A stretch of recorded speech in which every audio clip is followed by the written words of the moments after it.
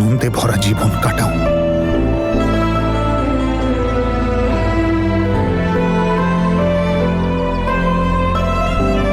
একটা বার আমার দিকে তাকাও না তনু।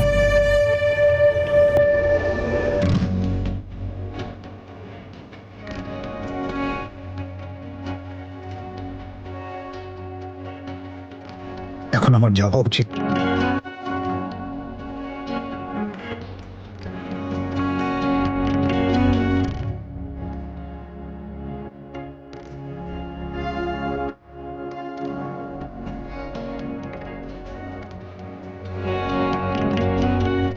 নিজের আর জ্যাসমিনের খেয়াল রেখো।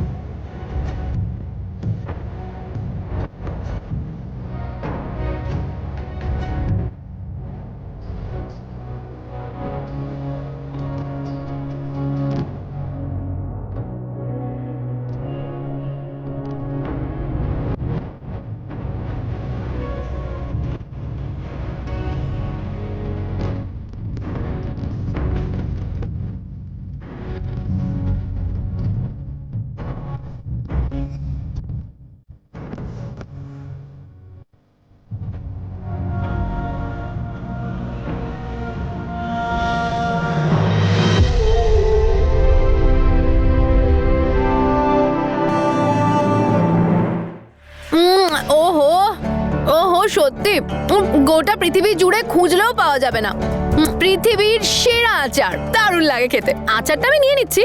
আর মা, তুমি ওই মিষ্টিটা বানাও না, ওটা দাও। আরে ওই তো, সর। এটা তো আমার ফেভারিট, এটা কি করে ভুলতে পারি আমি? মিষ্টি নিয়ে নিয়েছি, আচার নিয়ে নিয়েছি, আর কি? আরে টরন্টো আর ভ্যানকুভারের দুধ থেকে তৈরি খাঁটি ঘি, সেটা তো ভুলে গেছি। এ বাবা, ওটা তো আমাকে নিয়ে যেতেই হবে। ওটা ছাড়া তো আমার পরোটা হজমই হয় না। নিয়ে আসছি এক্ষুনি কিচেন থেকে। হ্যাঁ, এই যে পেয়েছি। না, সবকিছু তুমি নিয়ে গেলে আমি কি খাবো? কানাডায় সবকিছু পাওয়া যায়। পালি আঙ্কেলের ছেলে তো ওখানে দোকানও খুলেছে, ওখান থেকে সবকিছু নিয়ে নিও। ওখানে আমি গেলে সবার আগে তোকেই ডাকবো। জেসমিন দিদি এখানে যাবো, জেসমিন দিদি ওখানে যাবো। তুই টেনশন করিস না, আমি তোকে কানাডা ভালো করে ঘোরাবো। তুই একবার বড় একটা কার কিনে নিক। আরে ছাড় না, কি এটা করছিস?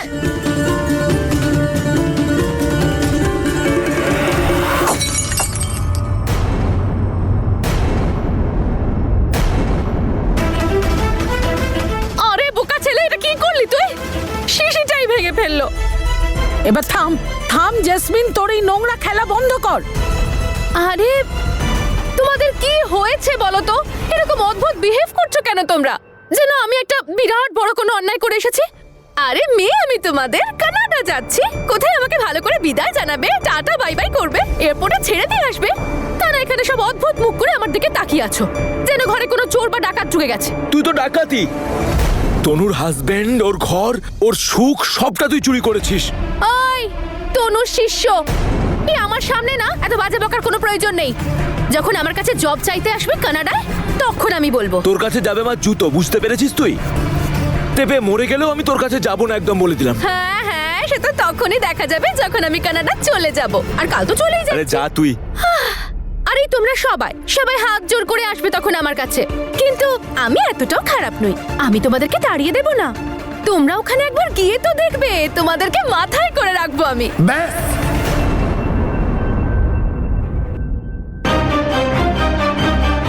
আরে অনেক করেছিস তুই। তোর স্বপ্ন পূরণ হয়েছে তো, এবার আমাদের বাঁচতে দে।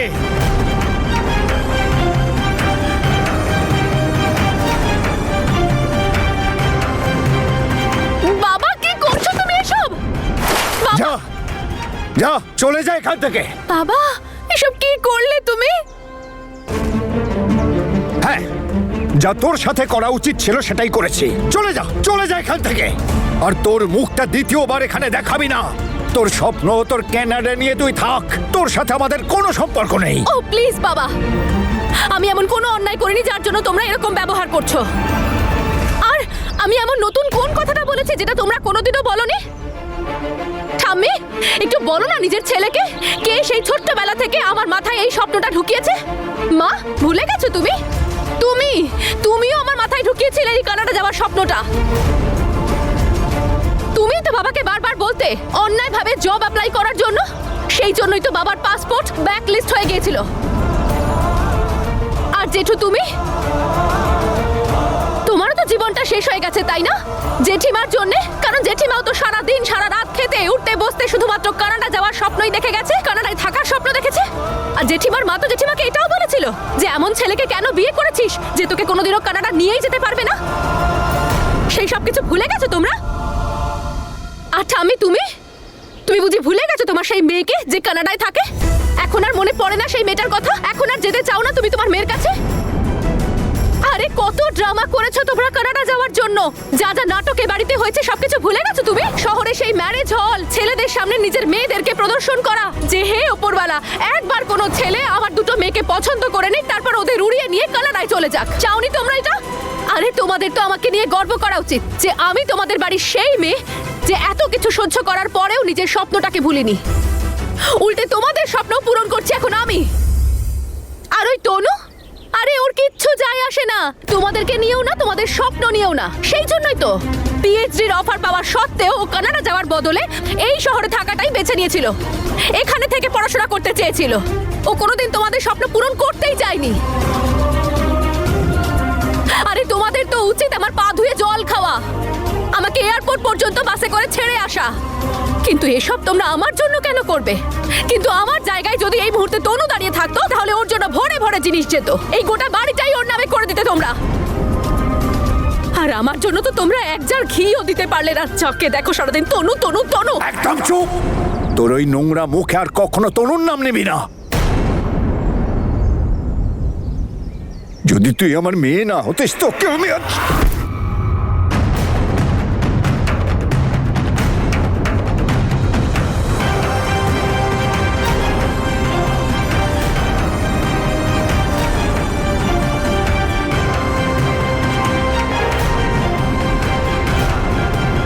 ব্যাস বাবা, আমি আর তোমার মেয়ে নই, অন্য একজনের বউ। তাই আর এভাবে তুমি আমার গায়ে হাত তুলতে পারো না।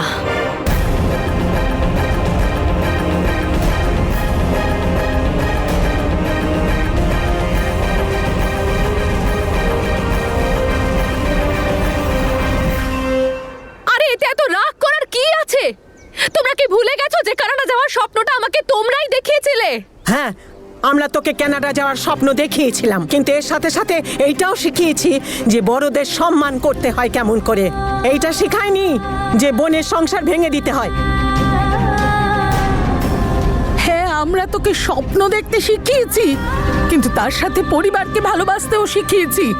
নিজের বোনকে কি করে ভালোবাসতে হয় সেটাও শিখিয়েছি। আর সেই দিদি যে তোকে সারা জীবন আগলে রেখেছে জ্যাসমিন, তুই সেই দিদিরই সিঁথির সিঁদুর তুলে নিজের মাথায় লাগিয়ে নিলি। তোর লজ্জা হয় না জ্যাসমিন? এটা তো শেখাইনি তোকে আমরা।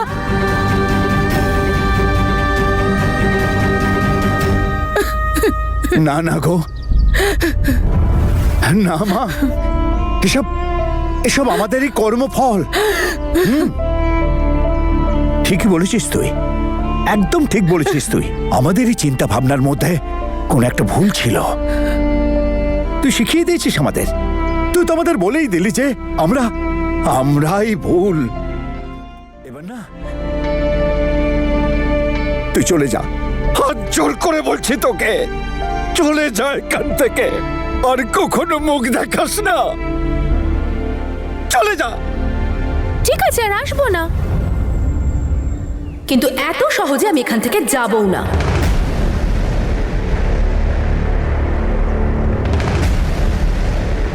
আমার বিদায়ের সমস্ত নিয়ম প্রপারলি করে তারপর যাব।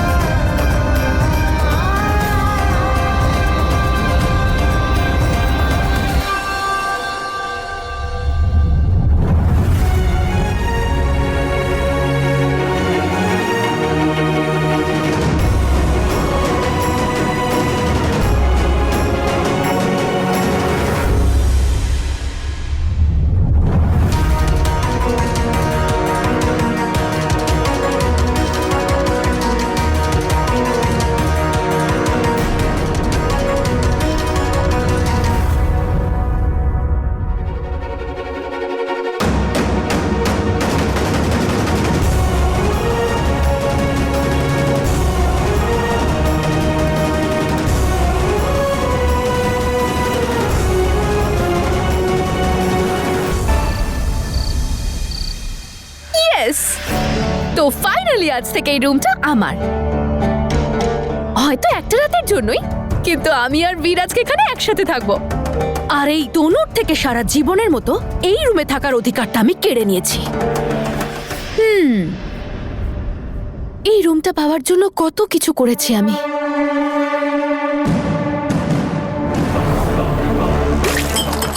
এই দরজা, এই ঘর আর এই বাড়ি, এই সব কিছুতে রাজত্ব করব আমি।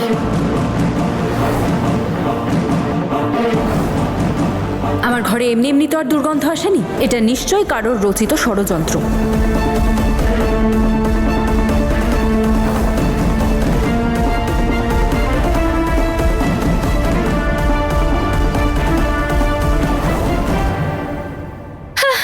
ধুর, যাই হোক না কেন, রুমটা তো আজ থেকে আমার। আচ্ছা, আমি একটু রেডি হইনি।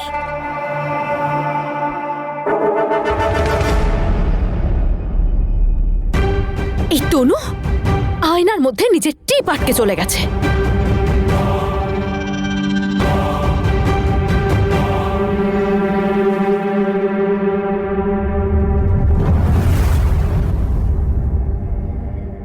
বীর, ইয়েস, ফাইনালি এই রুমটা এবার আমাদের দুজনের হয়ে গেছে, মিস্টার আর মিসেস সিং এর।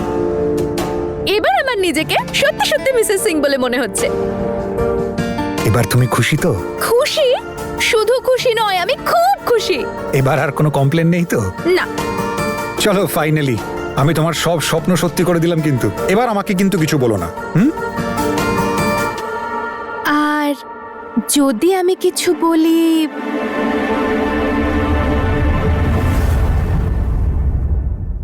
তাহলে?